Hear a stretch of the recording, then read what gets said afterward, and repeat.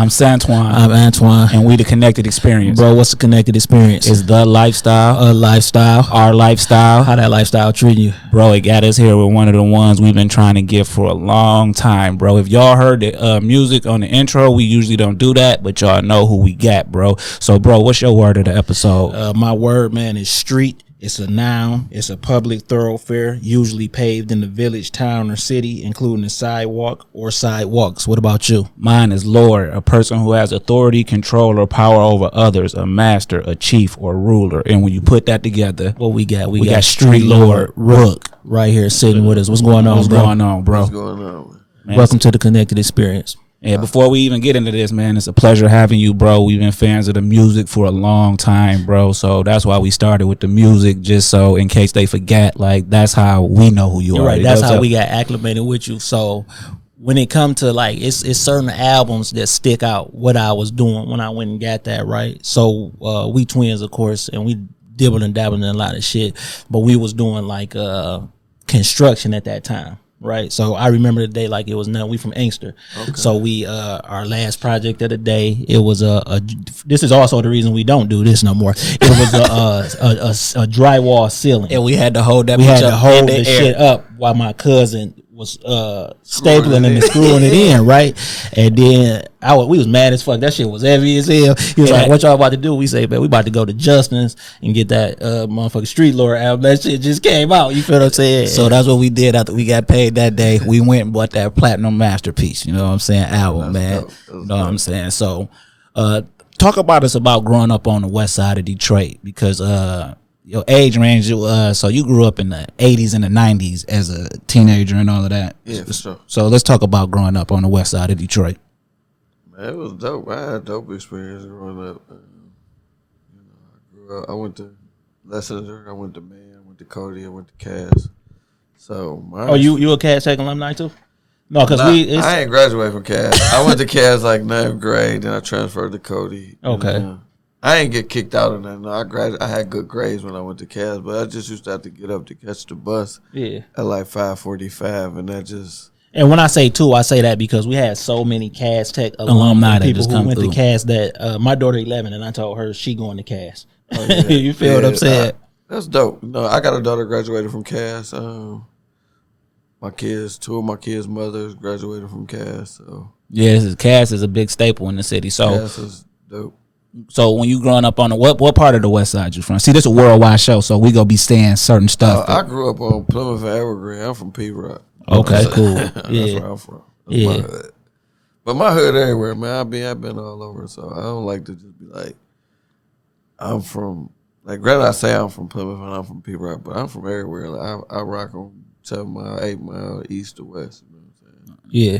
So coming up in that time, who was you listening to musically? Like what was the soundtrack to your life at that time, locally and nationally?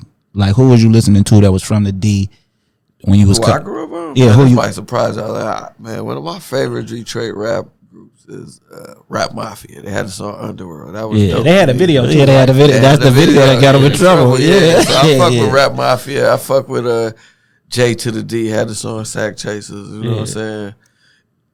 I don't know if y'all know Miles Dixon. He had the song. Man, Miles is our mentor, man. Like he helped it. Freaky. He had the record Freaky. That was like a big record when I was about the 6th or 7th grade. I don't really remember. So that was a local artist. But hold on, now we gotta ask you about some local artists. Then you ain't fuck with Prince Vincent, the hip hop for us, bro. Listen, bro. I just did an interview yesterday, and I think that was yesterday. So my mother produced a show back in the day when she brought Sir Mix-a-Lot to the State Theater. And Prince Vincent, the Hip Hop Force, was on there, and Awesome Dre. Yeah. So I'm very familiar with Prince Vince. Yeah. And that era of music, too, for sure. So, I've been into music at a very young age. I grew up on Plymouth and Evergreen. Damon's Records was right there. That's like a staple. In my community and me growing up, I grew up going up to Damon's buying candies and records every week. Damn near every time I got $10, I would run to Damon's and buy a tape because they used to stamp the tape. Yeah, let you know it was real. And if it broke, you can return it. Oh, so yeah. That's what made Damon's like super dope. So. And I'm tripping. I said Justin's. That's what I meant, Damon's. You feel what I'm saying? Okay, I take Inkster Road to Plymouth Road all the way up. I ain't had no license. I said I gotta get this album though. I've been waiting on this shit. You know what I mean? So I'm very familiar with the Damon family. They watched me grow up. That's been a staple in my hood. So, but local, nationally, man, I grew up on Too Short, E40, Spice One, Be Legit. Man, I had a 2 Loud Crew tape when I was probably like 8.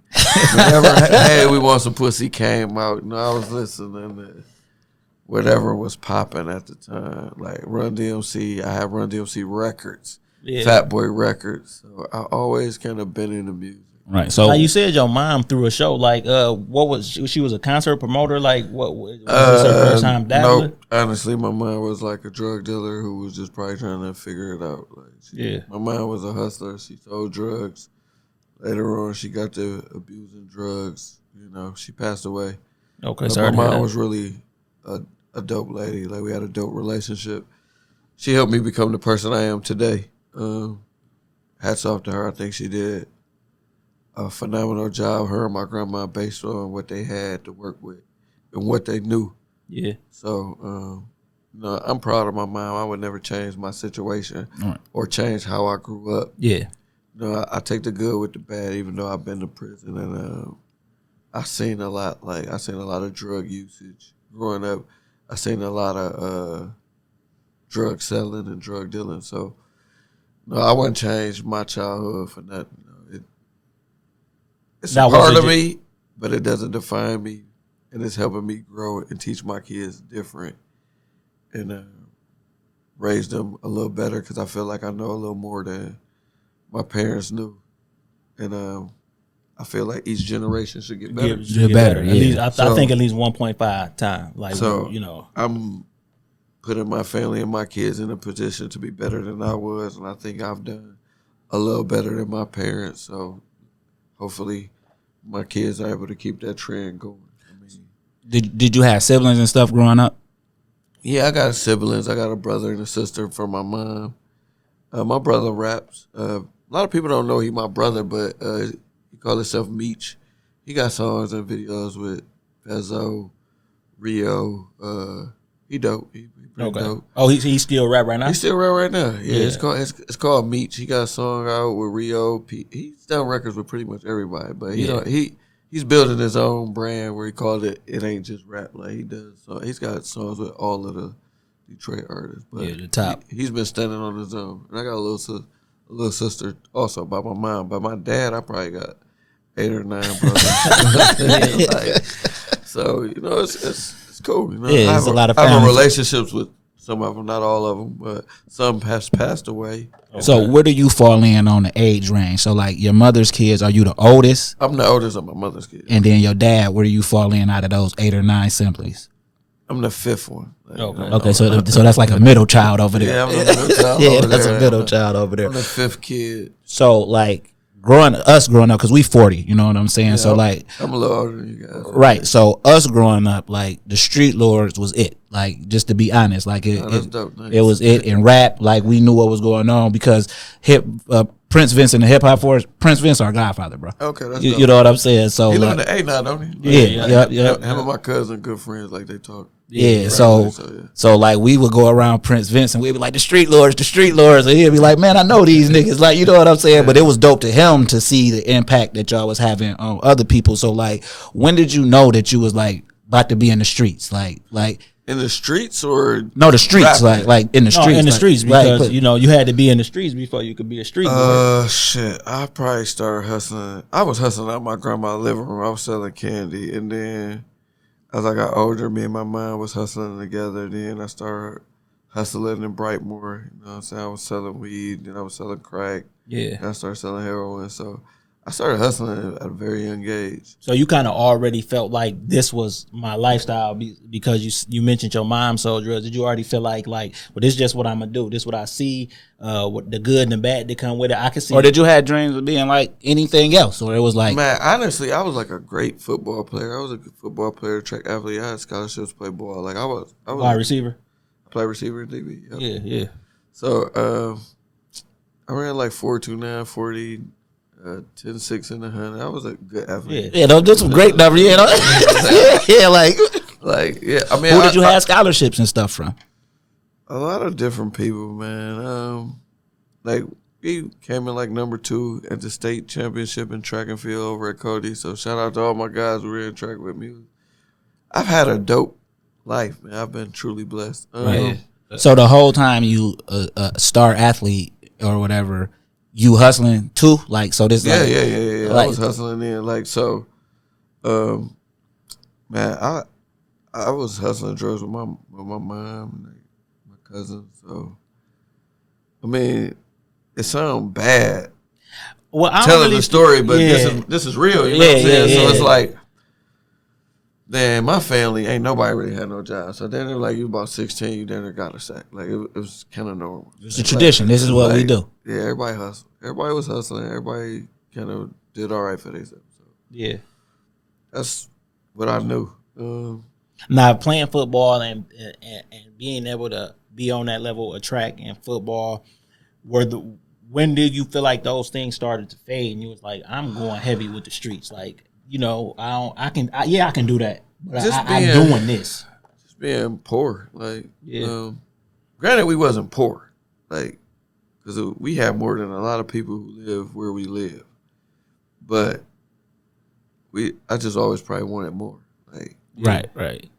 That's probably the best way to look at it. I just wanted more. I always saw more, and then just opportunity had came to make more money, and I just tried to take advantage of the opportunity, even though it wasn't the best opportunity. Looking back, I thought it was a great opportunity, but getting in the streets may have not been as great as I thought. Right. Even though I made millions of dollars at a very young age. Yeah.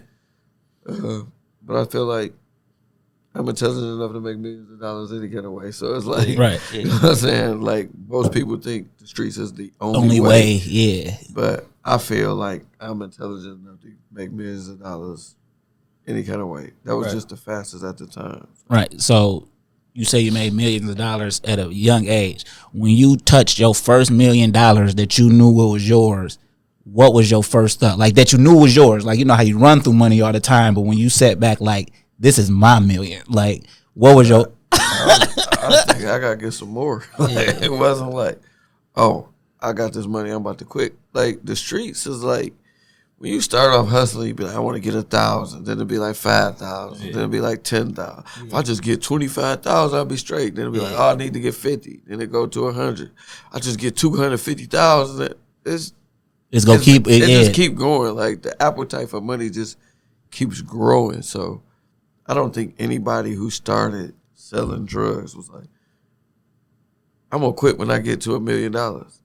Most of the time, they target goal for quitting was probably long before $1 million. Right. It probably was like, oh, I'm gonna quit when I get 10 bands. Right. But then they seem like, damn, I just made 10 bands. I'm gonna keep it going. So what you feel like? Because you've been doing, basically, you born into this, right? Yeah, like my mom my mom went to trial against the feds and won. My dad, he did 2 fair beds. You know, my stepfather did fair beds. So, like, what was your moment like? I'm on. You feel what I'm saying? Not because a nigga know who my parents are. Like, nigga, I hustled up on this and caught what I was looking for, and I'm on. Was that feeling better than making $1 million? Because you knew, like, with this situation, I can make this much, or was the $1 million a better feeling? I'm like this, and I don't like nobody in control of my destiny. Yeah. Because what's in store for me in life, what God got in store for me, may not be in store for everybody else. So I don't want to be behind or waiting on somebody. So long as I was in control, like, or trying to have my own situation, that's all that mattered to me. Like, because I know I'm going to hustle. I'm going to put the work in to be successful. I'm going to keep grinding. I'm going to stack my cheese. I ain't going to be spending. I ain't going to be flashy because I'm grinding because I'm trying to get to where I'm trying to go. Where the next person might be like, man, I ain't hustling this week. I'm straight. Right. Or I got $500,000. I'm straight. Yeah. So once I always had my own cash, so I was able to develop my own situations and you know, cash is king. So I was always able to do my thing. So I never looked at it like, oh, you got this $1 million, you rich, or you got to stop, or it was just more like, all right, we'll keep going. Like after I made a certain amount of money, I wanted to do other things, other business ventures. I did clothes, I did the movie Envy. Yeah. That was early on. And I actually got that movie at my mom's house. I should have brung that shit. So you could have saw that. That's why we played that verse, because when we first heard that song, that's what stood out. Want me to stop for what? Nigga, I ain't quit until they locked me up. Yeah, that always stuck out. You feel what I'm saying? I said that nigga going hard. You feel what I'm saying? But man, what I've learned though, like words is powerful. Oh yeah. Words is powerful. So like you'll never hear me say no rap. Like I still make music to this day, but you'll never hear me say nothing about going to jail. Yeah. Like you ain't gonna hear me say I'm going to jail or none of that shit. Yeah, I don't speak. What you say come true. You don't gotta believe me. You could go listen to Tupac. He talked about dying. He died. You go talk about Biggie. He talked about dying. He died. You go listen to Blade. He talked about dying. He died. Yeah. I talked about going to jail. I went to jail. Like don't pass go. Don't collect 200. Go to jail. I never was in a raid. I never got caught. I never had none of that stuff. I went straight to jail.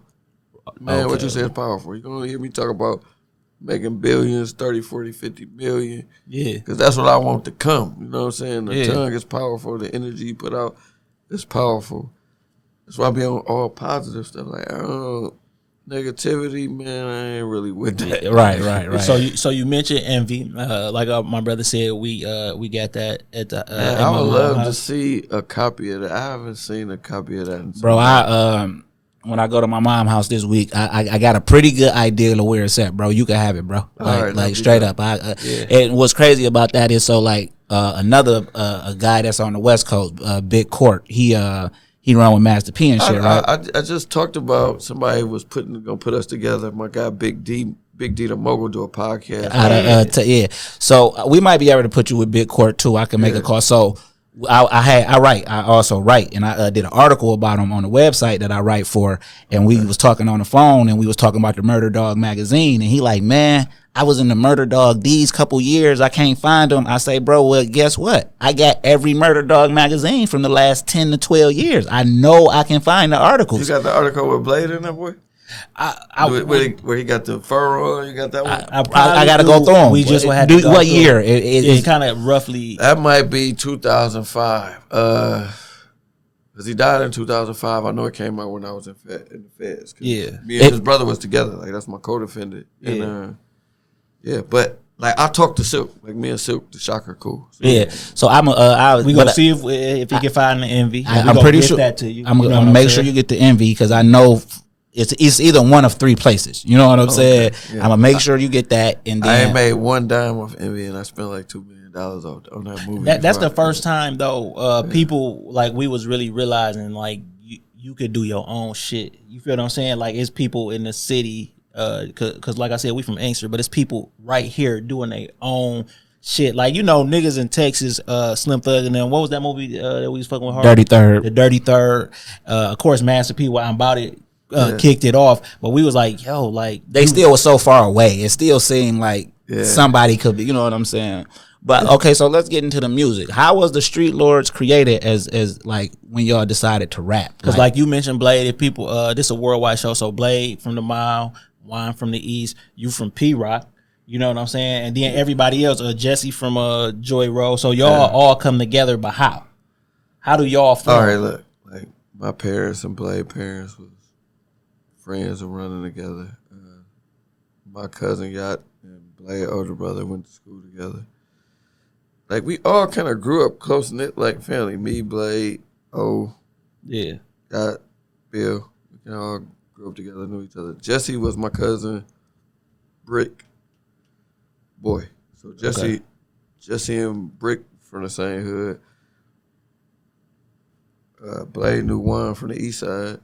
And it just all conformed together where it was competitive. But my cousin Yacht had started the Street Lords prior to any of us rapping in the Street Lords. He had some more guys. Okay. And they just didn't work out. It didn't sound great. Yeah. I mean, I can't say It just wasn't the Street Lords. It just wasn't. Yeah. It probably like wasn't. the Ghetto Boys. The Ghetto Boys was like that first too. The original Ghetto Boys wasn't Willie D, Scarface, and Bill. It was a whole different cast of guys that didn't work. And Jay went and got Bill, Will, and Face. Well, I could say it being like that, like because like some of the raps, it was a guy named Stony Man that was in the original Street Lords, and he wasn't a bad rapper. It just didn't work. You know what I'm saying? Sometimes it's like it's always not the raps, or the talent. It's just time, and sometimes it's time. Right, it just wasn't the time. Yeah. And it's marketing, it's money, is. Do you remember the first record that y'all did together as the Street Lords? Man, they did a record before I even was rapping. Like, they did a record called We Foolin' in This Bitch. That was the first record that was like, oh, damn, that shit sounds good. Or if they could rap, I could rap. Yeah. And then we made a bunch of records that was trash, too. But you guys probably never heard the records, but you may have heard bits and pieces of the verses from the trashy songs later. Yeah. Where we might have took a part out and put it in a newer up-to-date record. But, yeah, we had trash records, too. So. I mean, well, that's with any rapper. I hate when rappers try to act like everything they ever make is the best shit. Like, you know what I'm saying? Like, stop it. Like, so when did you know that the Street Lords was a thing in the streets? Like, because this ain't just us. This ain't just us riding around. What was that feeling like? You heard a nigga zoom past you, don't know him, and that shit coming out the car. All right, remember that? Man, I ain't gonna even lie, man. My first go in rap probably was like, man, I just want to hear my shit on the radio. I want to hear the little kids rap my verse. That probably was like my first go. Like, oh, if that happened, then I'm gonna be feeling like dope. Yeah. And then it happens, like, oh, okay. And then like we're gaining momentum, we're gaining popularity, but I ain't gonna even lie. The first time I thought we had made it, so we was getting ready to go to the Mike Tyson fight. It's me, Blade, it's all the Street Lords, Call Me Kilpatrick, it's everybody running together. So we had Metro Airport, and they keep delaying our flight all day. They delayed our flight like 4 or 5 times that day. So we was saying, like, if they delay it one more time, we just ain't gonna go. But that was the day, probably like, I want to say the day Come Roll with a nigga got made or the day before. And when I first heard that shit, I was like, nigga, we on. We out of here. You was there when it was made? I was like, we out of here with that. R4's did that, right? Yes, sir. Yeah. R4. I like, when Come Roll with a nigga, I'm like, That's it. we out of here with that. So that was like a dope feeling. You know what I'm saying? Like that was. But we was making so much music. It was just like a hobby pastime, having fun, a group of guys getting together, being competitive. Right. You know, like everybody had a competitive spirit. Everybody wanted the dope verse. Everybody just wanted to win. So it wasn't. I think that's why it sounded good. Everybody just was putting their best foot forward. It's like, yo, we about to do this. We about to do this. Yeah. Everybody had the same goal. It wasn't no I in the team. It was just everybody had the same goal. Right. Forward. So the transition from Rollies Don't TikTok to Platinum Masterpiece, like the quality get better, the records get bigger, and y'all start the cover even get better. The cover even get doper. You know what I'm saying? And then y'all start working with. So at first, this is how I felt. I said Rollies Don't TikTok, y'all work with all the independent big dogs. Y'all had everybody on there. But then when this Platinum Masterpiece come out, I don't know if you realize it, but y'all got everybody from Cash Money except for Wayne. And Turk, you know what I'm saying? Then y'all got Shine. Benzino got his own record on there at the time. Y'all got all of these. Shine even used that record again. More or less. Yeah, more or less. You know what I'm saying? So when y'all creating it, y'all got Nori on there, Capone on there. Like, this is an all-star cast. Like, when y'all making these records, how are you feeling? Like, are you feeling like we paying these people, or are you feeling like they know we coming? Because that's a difference. You know what I'm saying? At the time, you guys think because they, the West Coast already knew. You know what I'm saying? At the time, it's kind of like we balling, we getting money, so it's like we feel like we just as good as all them people at the time, and we getting offered record deals, but we making so much money that some of those deals just don't make sense. It was really y'all selling yourself short by letting somebody else own y'all shit. I feel like today, as a businessman today, I just feel like we didn't know the music business at that time, because we probably should have took a deal that wasn't what we thought, and then just blew the shit out of the water, and then we could have renegotiated. Right. Because y'all could have pushed the past. And then we could have opened the door. We could have got a lot more connections, but we were probably naive and a little arrogant. And just didn't know. So I'm not gonna blame anybody. It was just not in the cards at the time. But that's how I feel about it. Someone else may feel different, but I feel, you know, we didn't handle the opportunity as best we could, and we probably didn't get the results that we wanted. But like I just said earlier, timing is everything. Right, and so right now we in a time where literally the whole industry look like the street lords, right? Man, so how that because I had to ask the street lord, because normally when we talking to people and we say that the industry look like Detroit, but the truth of the matter is the industry looks just like the street lords. Like, how do you feel about that? Like, straight up, knowing that that's what it is. Can't nobody take that away from y'all. Not Detroit, you know what I'm saying? But y'all as a crew, like, that's us. It's flattering. Like it's not like when we was doing it though. That was like our mindset. We were just young guys getting money, trying to make something happen. So to be that far ahead of our time, to be pioneering something, I don't think that none of that crossed our minds going through it. Yeah. So hindsight, looking back, you'd be like, yeah. But sometimes today, it's like people are like, man, you a legend, you this, and it's like, man, I ain't really did shit. You know? To me, you know what I'm saying? Like, because I probably my worst critic, and I probably place far more expectation on myself than anybody else. So when someone say I'm a legend, it's like, dog, you just giving me this craze because I sold a bunch of drugs and I did this rap shit, but this ain't finna scratch the surface of what I'm about to do. I'm so much more than that. Yeah, or what's in store, you know what I'm saying? Like, to me, my proudest moment in life, bro, fuck all that street lord shit, dog. My daughter got accepted to Harvard and Stanford. I got a daughter that go to Stanford. I was gonna ask you right about now. That. Like, that's my biggest accomplishment. Her daddy went to jail. Her mother had a baby in high school. Yeah, and she been able to overcome all of these obstacles and get accepted to Harvard and Stanford and still excel. My oldest daughter graduated from Michigan State. My second daughter graduated from Michigan State. Fuck all that drug dealing shit. I'm a real dad. You know what I'm saying? Like, I'm really an active parent. And, like, all of that shit. And that's cool, right? Because you saying how your daughter's graduated from Michigan State. My daughter just graduated from kindergarten. You feel what I'm saying? I'm waiting on the so like, man, hold on. Like, the streets don't define me. Like, hey, bro, we gotta. I'm a real motherfucking person. Yeah, at the end of the day, like at the beginning of the day. Yeah, I got this is the value right here. Right. How this next generation turn out. Like, I did that, but I plan on doing something real great. Like, all right, if that was great. Yeah, if y'all right, this ain't I was a kid. Give me a little more time, man. So you just got daughters, no sons? I had a son, my son 9. Like, man, I got a dope son, man. I'm in an unfortunate situation with his mind where we going through a trial court custody battle for child support. Yeah. And I'm going through that right now, man. Yeah. So I have my up and down days, but I get to see him. We talk. You know what I'm saying? I don't talk to him about what's going on, but he's a dope guy. He's a very intelligent young man. He in the sports or he in the tech?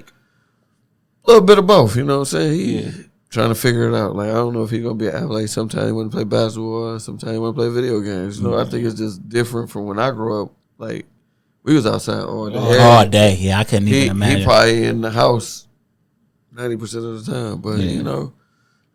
Yeah, that's dope. You know that's dope. So, plus, he got good examples from his sister too. Like, okay, no, I mean, I don't give a fuck where you from. Harvard, a big deal. Stanford, a big deal. Yeah. That's the 3% of the people who apply even get involved, and then when it's talking about African Americans, it's a whole nother dynamic. So that's dope. Yeah, so that's dope. Like, the only thing about schools like that is like the adjustment for like your daughter, like how she go fit in, what she like, you know what I'm saying? Yeah, she love it. She then said she ain't never coming back.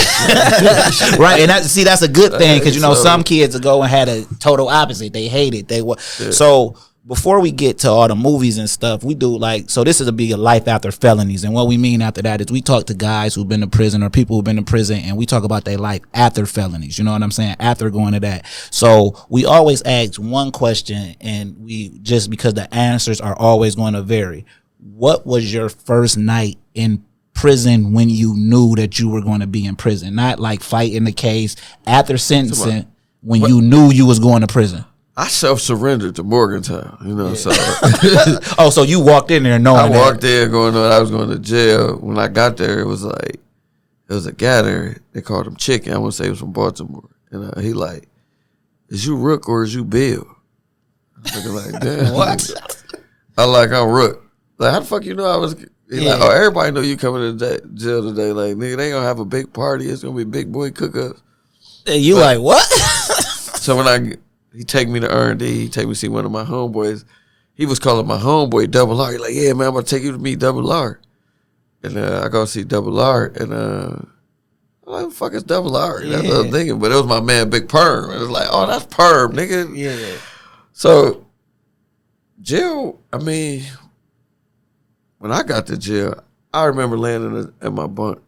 I was just thinking, all this shit for little old me. They got motherfuckers blowing up buildings, all type of shit. I was just selling marijuana. Yeah. You know what I'm saying? So it's like, yeah, I wasn't, and I just was just thinking like, man, this is bullshit. And then while I was there, I'm like, this shit for suckers. Yeah. This shit ain't cool. This ain't, right, yeah. This ain't, like, I'm more intelligent than this. I made millions of dollars selling drugs. I'm gonna make millions of dollars legally when I get out of here. Yeah. Right. This shit is for suckers. Like this is definitely not what's popping. I lay on the bunk. I'm looking at the ceiling. I'm looking around, and then it's like a CEO giving me orders who normally wouldn't even be able to talk to me. Yeah. Like go to bed. It's like go to bed. Yeah. Hey, bitch, you couldn't even talk to me if we was on the street. Like, yeah. So that was an experience. Like this shit for suckers. What was the last night like when you knew you was coming home? Probably was anxious, a little anxiety, like, cause getting out of jail is fucking hard. Yeah, it was hard for me because you go to jail, you have all this money, you come home, things are not the same. You're trying to figure it out, and you have all these plans that you want to do, you want them to implicate, and then you have no way of knowing how are you going to get any of this shit done. Yeah. So to me, I had anxiety, like, damn, man, this shit fucked up. What the fuck I'm gonna do? Yeah. But I knew I don't want to go back to selling drugs. So it's like, what you gonna do? Yeah. So it's hard. And the only thing that kept me going was just believing in myself. Like, man, you did all of this other shit. Selling drugs, like, to make millions of dollars selling drugs ain't easy either. You know what I'm saying? You gotta believe in yourself to do that shit too. Right, and just to preference that, like, I think people think that that's an easy job. Like, I think people think that sports is an easy job. Like, no work goes into that shit. Like, selling drugs is harder because because it's really like high level logistics. Yeah, shit like that. Like shit like that. I said that on another interview before. Like, bro, I feel like I could run GE, Ford, any Tesla, any big company, I can run that motherfucker. Like, let me look at the numbers. Let me see how the company runs. I can tell you, I can figure out how to run the company at an efficient rate for sure. Now, when you was in there, because your mind pretty sharp, what were you reading to keep your mind sharp? Man, I read all business books. Man, one of the best books I ever read is by Reginald Lewis, the black attorney. Why do hands have all the fun? Have all the fun. Come on, bro. One of my favorite books of all time is Napoleon Hill, Think and Grow Rich. Yeah. That's in the library. I read Something Redstone book, the guy who started Viacom. I read all business books. I ain't read no dope man novels, nothing. All I read was shit about the stock market and how to get some money. Are you hip to the greatest salesman in the world? OG man. OG man, you know. I read that too. Okay, I see. Okay, so I read that. I read the greatest. I read part 2, and right now I'm reading the greatest secret. And the greatest. Now we could talk about it because we never had nobody who read it. So the greatest secret in the world is you reading the scrolls the way he told you that you read the scrolls in a book. So like right now I'm in week 15 of reading the scrolls, but I'm only on scroll 4. So you got to read them 30 days every day. Okay, and, you know what I'm saying? But So you read like The Richest Man in Babylon? Yeah. Like I read Robert Kiyosaki books, all business books, man. I read Zig Ziglar. He was one of my favorite authors. Tony Robbins. Yeah. You read The Slightest Edge? No, I haven't read that one. Oh, bro, you got to get that, bro. Jeff Olson. So all them books that you read, I felt like, because we read a lot of those too, I feel like The Slightest Edge is the best book to read with that knowledge from those other books, because you will understand how to apply. Well, you got it. Yeah, you already speak in terms of the slightest edge working for you, because the slightest edge is something this big, and it works for you or against you, tip away from you or tip towards you. But with reading all of those books, you know, like you have the power to make everything tip for you. But so the slightest edge, you got to pick that one up. That's a great one, bro. You read Outwitting the Devil by the I haven't read it. I literally got it. Yeah, I heard that was it. That one like that too. Yeah. The Alchemist. Did you read The Alchemist? Yeah, I read that one. Yeah. So if everybody, like I tell everybody, if you read The Alchemist, you are an alchemist, because it gives you everything you need to shape and mold everything. Yeah. So let's talk about these movies, bro. Now I'm gonna be honest, man. I seen One More Flip, right? But I was waiting to see the Cheddar Boys, and this is just me. I thought that was gonna be a biopic. When I first heard you talking about it, I'm like amped, like, oh shit, like, you know what I'm saying? I thought it was gonna be a biopic. You know what I'm saying? And one of the actors, he was one of my actor, cause we do casting too. Yeah, we do casting. So one of the actors that I deal with, Bernard Jackson, he in One More Flip. He just an extra in the strip club scene, though. Okay. But he definitely put that on his bio. You know what I'm saying? Like One More Flip, that was dope. I like the way you released it too. And the reason I like the way you didn't go straight to Tubi like everybody else did is because that what was going on. And we, like I said, we know you from the Envy days, so we know this ain't nothing new to you. You know what I'm saying? So, but yeah, man, I can't wait to see the Cheddar Boys. But I'm just gonna be honest, I thought it was gonna be a biopic. I'm gonna give you. What I'm doing is, I've been doing all these movies. I probably got like 6 movies done right now. Well, I'm shooting the 6th movie right now. It's almost done. We got about 7-8 days left to shoot. We'll be back at it Monday. Okay. So I'm gonna shoot a movie called Hot Girl Summer, and I'm preparing to shoot the series The Lords, where it really be a biopic. So Cheddar Boys is not a biopic, but you know, it's a story. I think people are gonna love it. Right. Yeah. The goal is to constantly make movies that help people with their decision making and choices, and find something that they can take out of it for the good. Yeah. Now, do you write all these films, or like how you working it? No.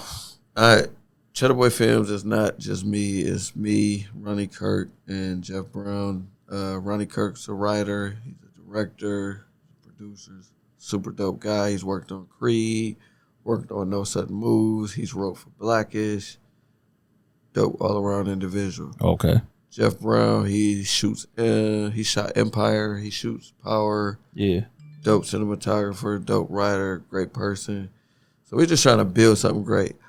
I may have an idea, a story, and those gentlemen will write it, put it in their script form, and we just go shoot it and make it happen. I just want to be able to tell real stories and give people opportunities who normally wouldn't get these opportunities to be in films and a chance to be great. And as I'm doing my form of art, I've learned there's a lot of people around the world who like what I'm doing, so I'm gonna continue to do it. Yeah, right. So out of all of those projects, even though the world hasn't seen all of them, because you say you got a few in the tuck, which one did you feel like, yo, this is my favorite? Like I can't even front. Like I don't watch all of these. I done been in the editing bay and all of that, but this one right here, this my shit.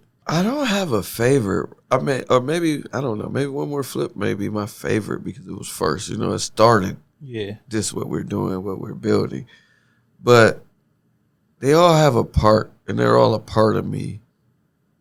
Whereas I'm growing, I'm evolving as a filmmaker. We're getting better because we don't have all the resources and all the money to make the film like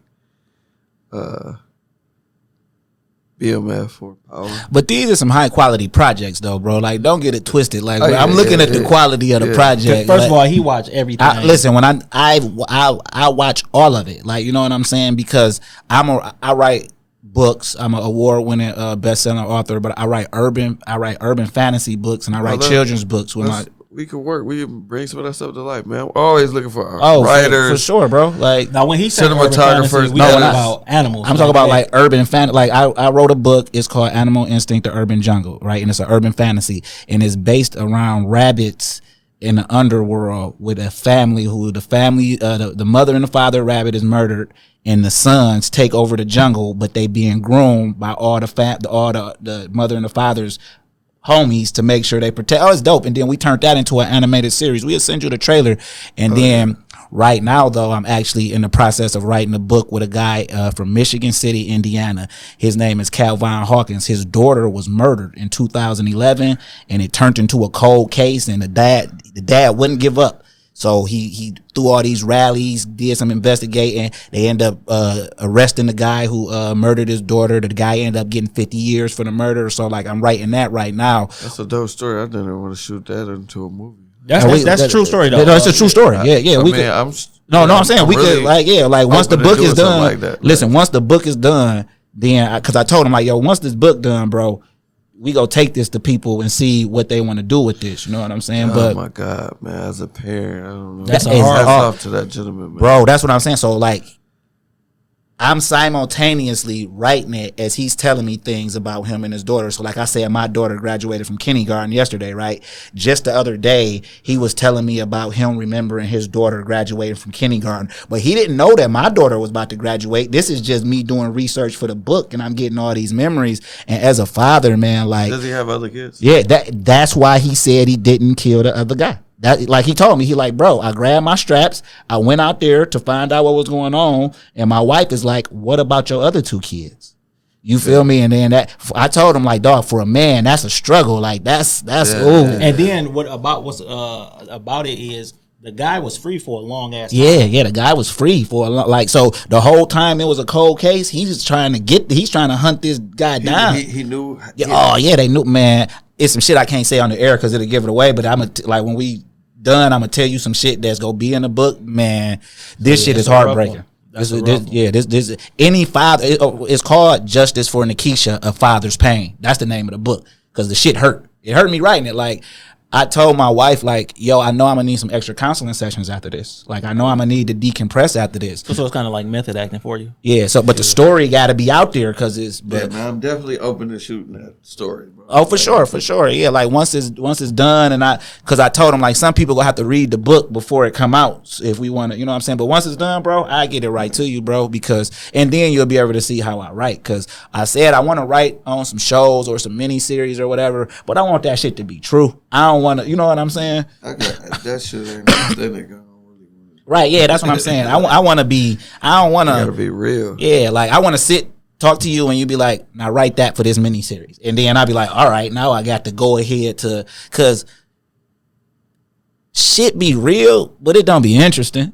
To be honest, everybody think their story or their life is super interesting. Yeah, but it's just real. It ain't. Yeah, it should be real. Everybody got an idea. Everybody think their shit is the best shit, and that's just how we are as human beings. Yeah. Like what's going on with the clothes? What's next for the clothes?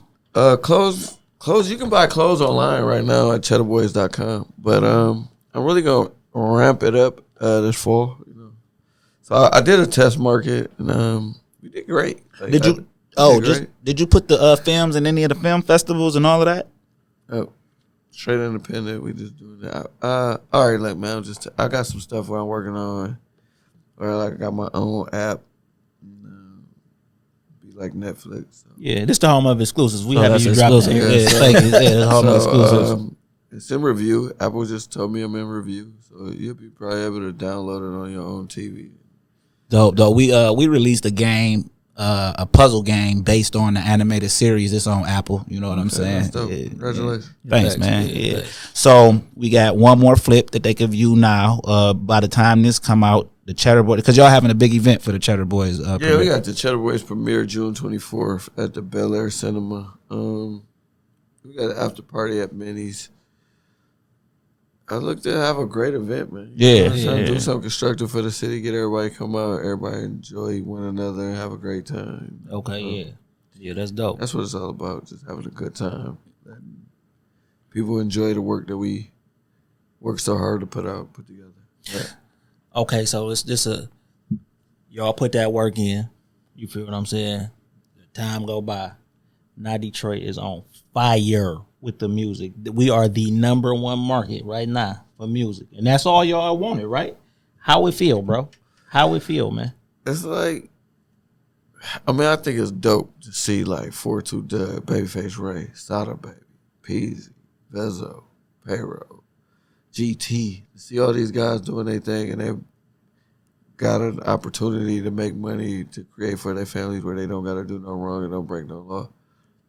That's super dope. But how do it feel when you hear all them people you just named say, I used to listen to the Street Lords. Like I used to listen to the Street Lords. I mean, I just think it's dope that we were able to influence some guys to carry the legacy on and go do something great. So y'all did what y'all set out to do, because that's how you get legendary. Like I'm telling you, man, every time I see a nigga with some iced out Cardi's, that's the reason we ain't getting none. Because so many people started, like, it wasn't like, you used to could go to Atlanta and you say, yo, that's a Detroit nigga. It gotta be. You know what I'm saying? No, it's everybody.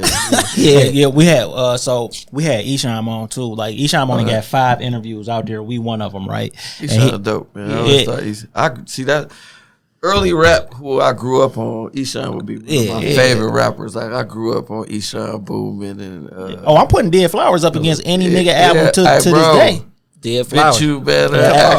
Anytime we get in a new car, that's the first song we put on. Just got a fresh fade from the barbershop. Gonna pick up, my niggas gonna hit the strip. Got the 357 just in case they trip. Might get a little drunk, might smoke some weed. If we fuck with some hoes, that's all we need, nigga. Make a nigga feel like, I'm a real ass nigga. Ain't never fake. Nigga feel like me, nigga, pump your brakes. So we had him on and shit, right?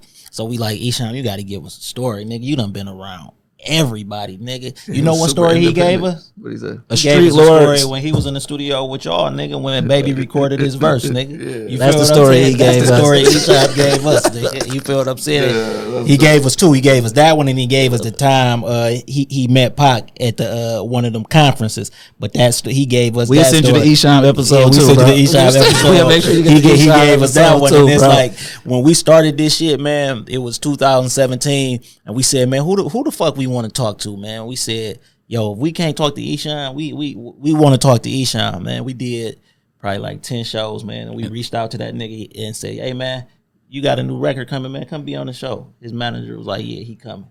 You feel what I'm saying? Yeah. He was our first interview in 2018 because it was January. We had my brother got the Dead Flowers record, original. He signed that bitch. Had a show. He like, nigga, come to the show. The show was at Harpo's. He come to the show. We the only motherfuckers on stage. Ain't got shit to do with the show. We filming from the back though. You know what I'm saying? But he gave us that Street Lord story, man. You know what I'm saying? So we always got to big up like how, cause we call it the connected experience. For sure. Listen, I grew up on that, sitting down in the crack house earning my pay. Crazy. I just blow him away. Yeah, man. I was like my motherfucking manual. He had the red tape. Nigga, he the first person who dropped a double album that didn't come out at the same time with Judgment Day Day and Night. And when you put the covers together, Nelly stole that with Sweat and Suit, and you put the covers together. Put the cover together. See, because when it's just too many motherfuckers now, but we when it comes to that older shit, we very knowledgeable about that. How we said we got the murder dogs and shit, like. We very knowledgeable about that shit. You feel what I'm saying? So when niggas get to talking that shit, I'd be like, hold on, bro. Because you don't even know what you're talking about. Okay, I love strange music, right? It's no doubt in my mind. I love Tech Nine and them. I said, but that's Esham blueprint. And ICP took that blueprint and went to another level. And then Tech took that shit and went to the highest level. You feel me? Because I think, especially in this day and age with shit being so fast, like people have to understand where they right. Like, and that's what I'm saying. They be like, oh, he worshiped the devil and all that, but but it was and even if that's the case, I'm not listening to you for who you believe in. I'm listening to what you put in, what you spit. I'm not an atheist. What has God done for me? Oh, he let me grow up in the motherfucking ghetto. He was talking that shit like. So, I know that shit like the back of my motherfucking That's what I'm saying, but that's what we saying. Like, out Esham, right? We fuck with him. You know what I mean? But look, we got to shout out Rock though, right? Because Rock Sites is because we call it the connected experience, and we live our life like we connected to Oh, yeah, anybody for we sure. want to be connected to. It's just through. It's like that, right? One man away. And Rock, man, he been an ally of ours for a long time. And then we was seeing you making your rounds and shit. I said, dog, you got a connection to him, man. We need him to come sit down with us, man. But this is You when feel One what I'm More saying? Flip was This just was coming One More out. Flip. So We it's seen like- you on D the Mogul and Mogul we status. watch and all that shit. We Like, watch we all ain't that no shit. hating We ass ain't no niggas, hating you know ass what I'm niggas. We saying? watch all that shit. We want D to come on our show. Whether That's we my go, guy. I can call yeah. D anytime. And we Yeah. like, man, we need Rook on our shit. Like, you know what I'm saying? He like it. But we always preference this in our minds.